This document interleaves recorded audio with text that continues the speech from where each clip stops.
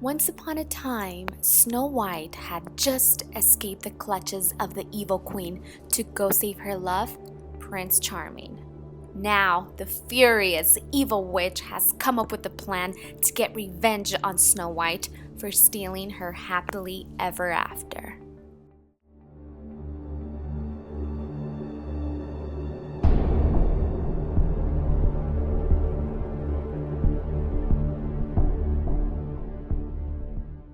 Starting off by taking a primer and applying this to my top eyelid all the way up to the eyebrow and then also on my lower lash line.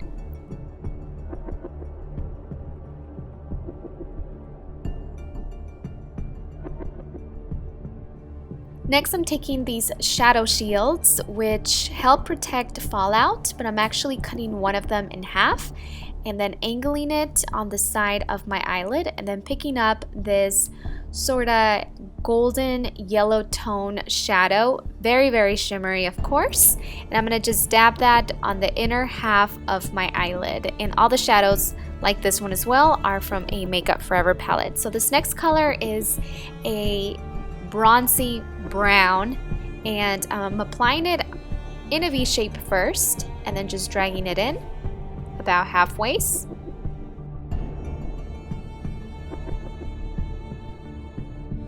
Next, I'm taking a matte black, and this is going to go right on the outer crease on the socket in a little V shape. I'm just going to intensify this look and really make it nice and smoky.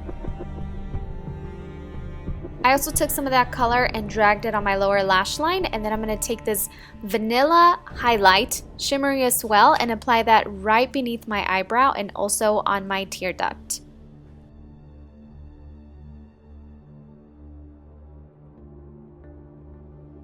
Now I'm taking the Sigma Wicked Cream Liner in black, and with an angled brush, I'm just going to apply that to my lash line. I'm not going to do a wing here, I'm just going to finish it off on the corner. And then with the brush, I'm going to start by smoking out and blending the cream liner just to kind of give me a more smoky blended look. And it just really helps with the outer corner being a little bit more dark.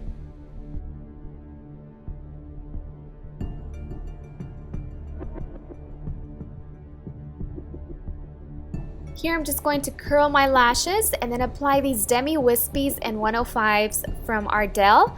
I'm actually going to stack these together to make them a little bit more full.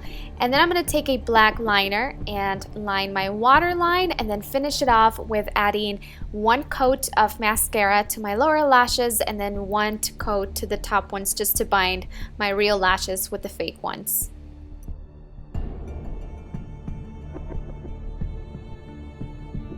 So now moving on to the face, I'm using my Wet n Wild face primer, and I'm just going to apply this all over my face starting with the T-zone. This is going to even out my pores.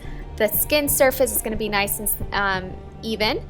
And then I'm taking this toning mist, applying it to my brush to make it damp, and then going in with my matte foundation from Nye to buff this all over my skin to get rid of that redness. My skin kind of looked irritated in the beginning of the video, so this is going to even out the color, eliminate any red, and just make my skin flawless and really easy to blend because I did mist my brush with the toning mist.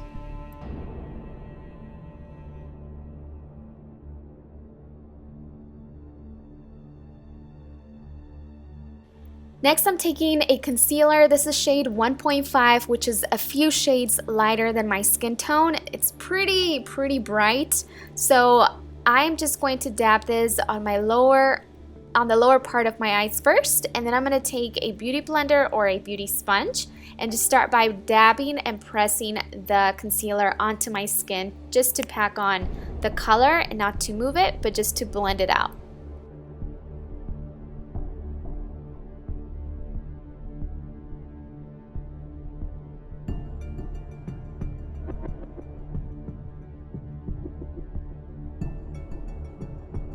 Since I really want the center of my face to stand out, I'm using the Nye Super White Powder with a fine brush, and then I'm just going to dab this right on top. You can see it's really white, but it really does give you that nice glowy effect to the look, like a very illuminated center of the face kind of look. So I'm just going to leave that on and then dust it off with a fan brush and start by blending out the edges as well. And then I'm going to move on to a bronzer. This is one of my favorite blushes slash bronzers. It's from Sigma and it's called Mellow. And I'm just going to use that color to contour my cheekbones and give some color to the face. Now, Regina from Once Upon a Time had this beautiful sort of peachy and orange lip, so I'm going to start off with an orangey base. So I'm taking Melon, it's a lip liner from Smashbox. I'm going to line my lips and then I'm going to fill them in with this color drained lip gloss pot called Socialite. This is the color that's more of a nude, so it's going to give me that perfect balance, which is the color that she had on the picture that I reference. Last but not least, I'm just going to mist my face with a finish spray from Ben Nye. This is going to give me a matte finish. And now I'm just going to start by pulling my hair up into a high ponytail.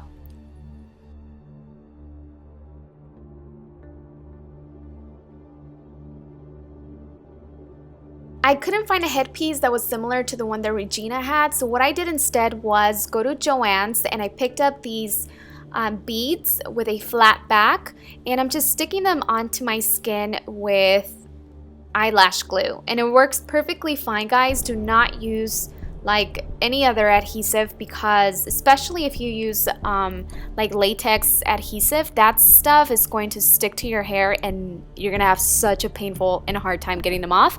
So I'm just gonna rearrange them in the shape that you see here.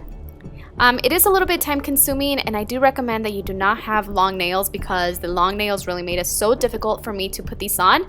And also I'm using a black shadow to fill in my receding hairline. As you can see, I just want to make it look more of a headpiece, so I'm filling that in with the Makeup Forever matte shadow. Just gonna lock that in with some hairspray. And with the cream liner from Sigma, I'm going to take the angled brush and start by filling in all of the little areas where I don't have any gems, just where the skin is showing, to make it look more like an actual headpiece.